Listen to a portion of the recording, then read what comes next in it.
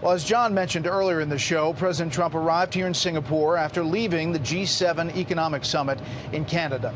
And to say that he shook things up there would be, well, an understatement. Not long after the president departed, his top trade advisor accused Canada of stabbing the U.S. in the back.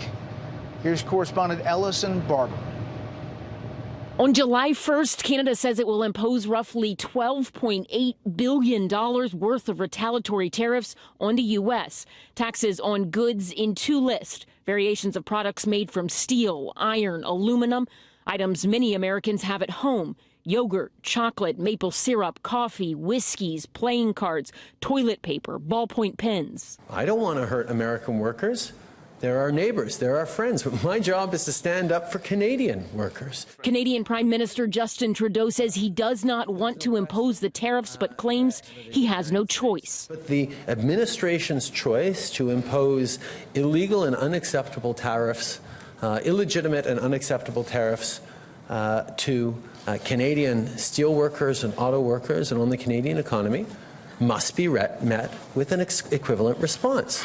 That news conference enraged the president and his administration. They say Canada has wronged the U.S. on trade for years, that the U.S.'s steel and aluminum tariffs on Canada, Mexico, and the European Union are a national security necessity.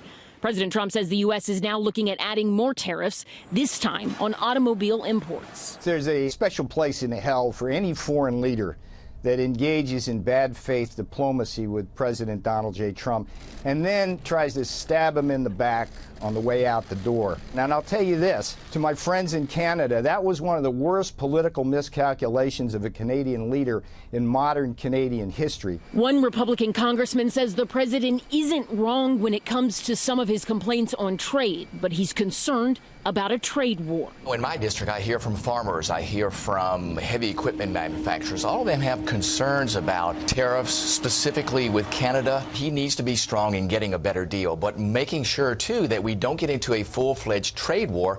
Tariffs could possibly lead us there. There are also questions about what this could mean for NAFTA talks. U.S. Secretary of Commerce Wilbur Ross previously said the talks were separate from tariffs, but on Saturday, Canada's finance minister reportedly said they cannot work on NAFTA negotiations under the, quote, threat of tariffs. Brett? Ellison, thank you.